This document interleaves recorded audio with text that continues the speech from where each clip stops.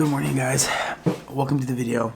I have to be kind of quiet, but we're starting the day pretty early. I'm going to be driving up to LA to actually be on Ethan Suplee's podcast, which is actually pretty exciting for me. It's one that I actually do enjoy listening to quite a bit. If you don't know who Ethan is, you will find out in this video. But we need to leave pretty soon, so I'm going to drink some coffee, and then it's up to LA.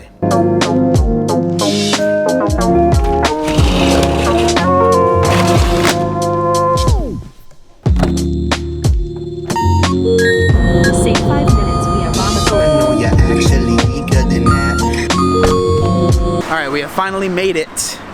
Now I just need to find where we're recording this podcast at. Yes. What's up, man? How you doing? Oh, nice to meet you. Nice to meet you too. Hi, Paige. Oh, it's nice to meet you. Yeah, you too. We were wondering what your setup.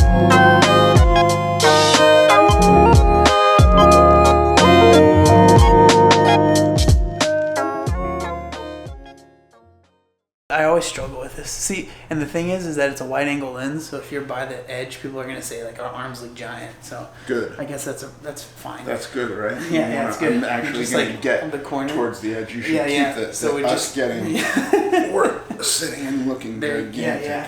So we just finished the podcast, and we went over on time, so we have to do this quick. But I wanted to, like, I'm sure most people that are watching this video kind of know your story, and so I kind of wanted to go into things that I've wanted to ask you Sure. and that like are interesting to me. Yeah. So for me, something I've talked a lot about is that when I was heavier, I made myself the funny fat guy. Yeah. Right? You literally were that. Yeah. Like in movies and in these shows that I watched, that's like the character that you're portrayed.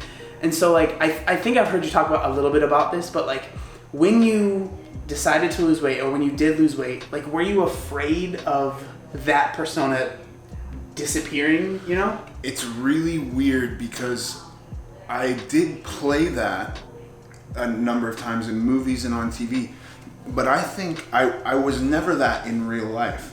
I would build up barricades, and I almost think being an actor was another barricade to, now when you look at me, you're just gonna see an actor who was in a movie, and maybe you'll associate that, and so you're not gonna, like, I developed a scowl as a kid to look mean so that other kids wouldn't call me fat, I think, because they look and, oh, he looks tough and angry, and you don't want to necessarily mess with that guy. And then it was, you know, like a shirt at the beach would hide me, a white t-shirt, like, you know, and then I'd go in the water and come out and think I'm safe because I have this white t-shirt on, even though like that's what they, you know, that's a whole thing of like a white t-shirt is basically non-existent. Yeah. I had friends who were actors, and I would feel more comfortable around them because the attention is going to go to them, not to me. And so I think being an actor was another diversion. So I never felt like the funny guy, and I never had a sense that I would lose that. I think I've always actually been more comfortable doing dramatic work. And so that was never something I even really thought about. Without you even knowing it, but you've probably made a lot of people like when I was a younger kid and I was overweight, like made me feel better about it. You know what I mean? Because I was able to see you in movies and you're like popular, or like you're in these movies and people think you're funny, and it's like, okay, like if I won't be able to be the jock that's like gonna get all the girls because like I'm great at football, but I can, like, for me it turned into I made fun of myself a lot. Yeah. So like with you developed this scowl that made people afraid to make fun of you. For me, people didn't have to make fun of me because I was already doing it. Right. You know, and That's all a deflection. It's all a right? deflection. Yeah. And that had its own negatives because I started to believe everything I would tell myself. Like I would just think I was kind of worthless. I would just think that all of these things that I'm telling myself were true. But this isn't about me. But I think what you're saying is super valid. I think it's, even with the girl I'm married to, we have a bunch of kids, like, right? When we first got together 20 years ago, around 20 years ago, there was never a conversation about my weight. And when I finally did break and go, it was all part of like, I'm going to lose her if I don't do something about this. But I'm also terrified to talk to her about it because she hasn't brought it up. So, you know, like some delusion that she's unaware that I'm 500 pounds. You know what I mean? Even though that's not rational or possible, I thought if I bring it up to her, it makes it real. And so I think the most vulnerable I've ever been in my whole life was that conversation with her. And she was really cool about it and kind of like, yeah, I'll help you. We can figure this out, you know?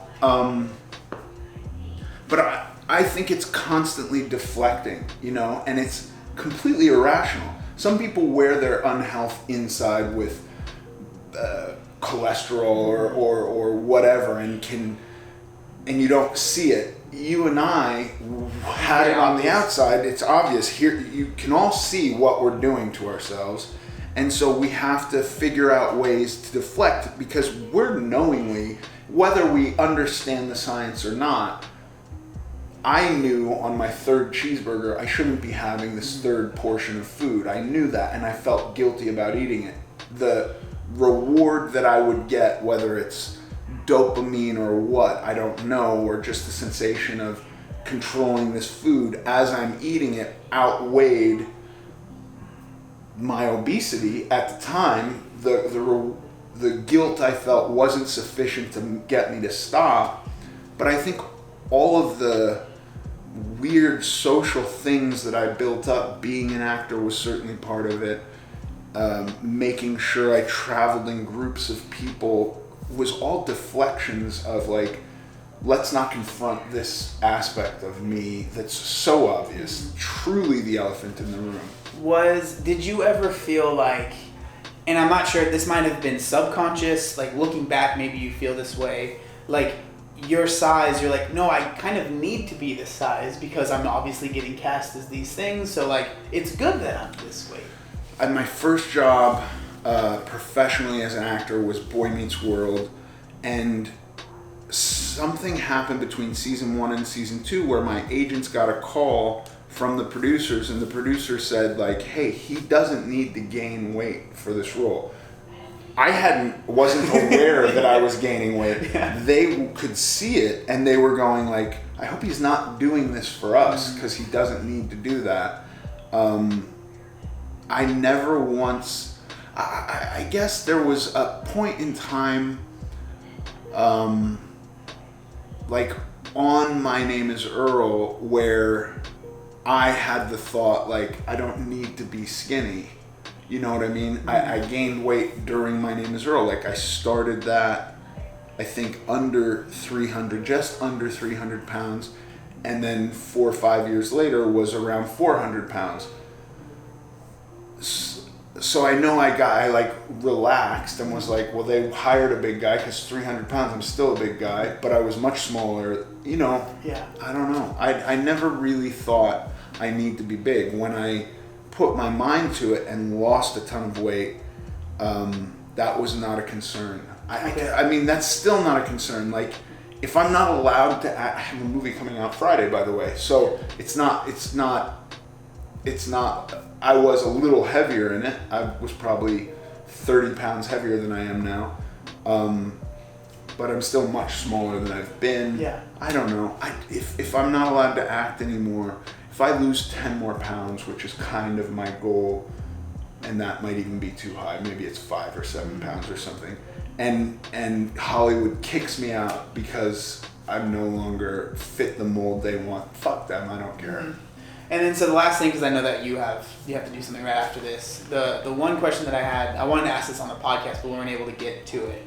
Is there any reason why, at least, and this might be just my perception, but it seems like you've been a lot more open and talked a lot more about weight loss, because we kind of talked about it on the podcast that you've lost weight in the past a couple times. You've even had like loose skin surgery, so you lost a lot of weight in the past and then you gained it back. Like, is there a reason why this time you're like, I want to make a podcast all about this and like really talk about this?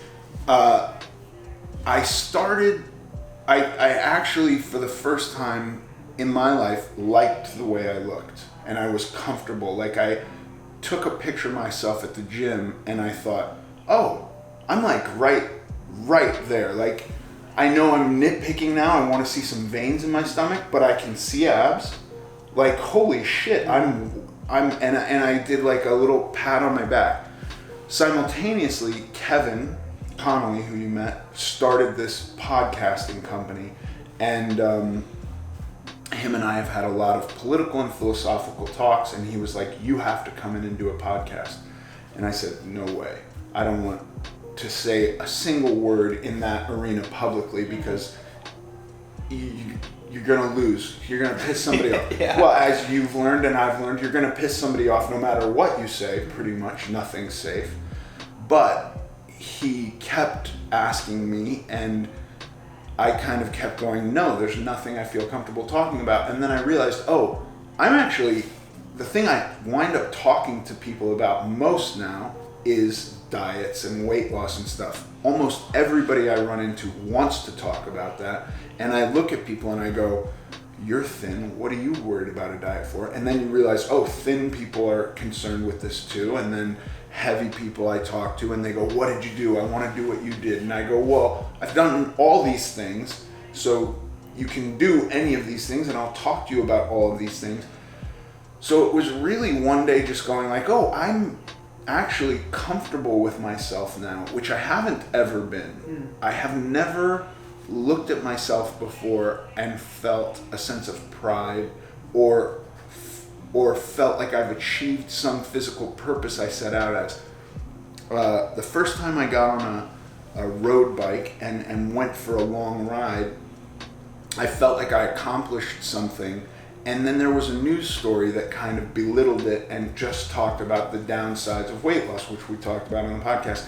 And it made me feel shitty, and it kind of inhibited me from talking about physically what I'd done.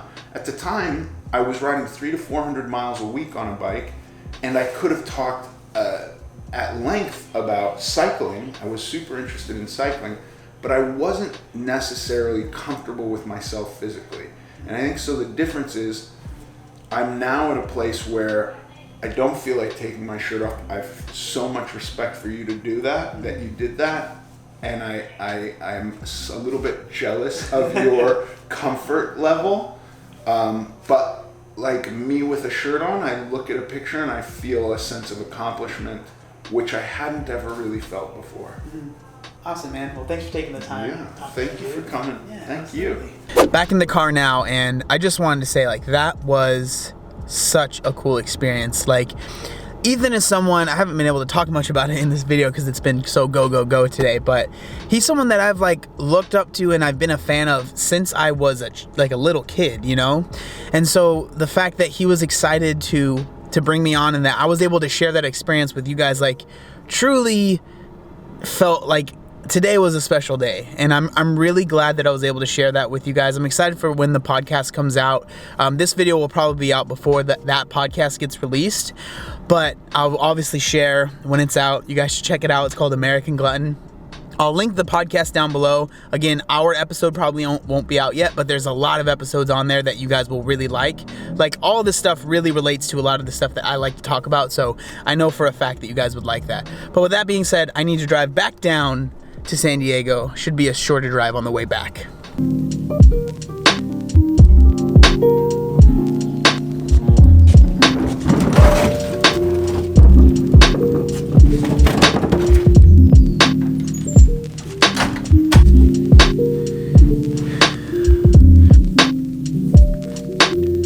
Alright, so I'm going to, about to start a run. I think I'm gonna go like 6 miles. This is actually the longest I've gone in quite some time. My goal for this run is to go slow. That sounds silly, but a lot of times when I'm running anything over like 3 miles, I just start to go faster because I just kind of want the run to be done.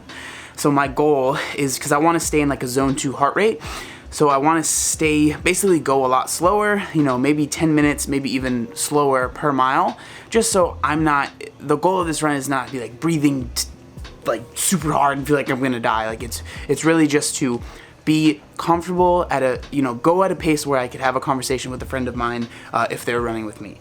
So let's do it. 6 miles, here we go. Also, the shoes that I'm wearing right now, as you guys saw, These are the Nike Infinity Reactor, React Infinity Run, something like that. I really like them.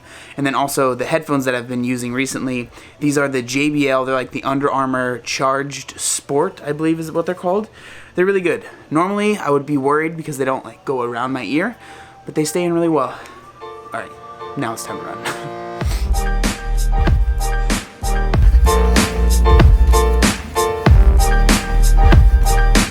We're about a little over 3 miles in, keeping like between 10 and 11 minutes per mile.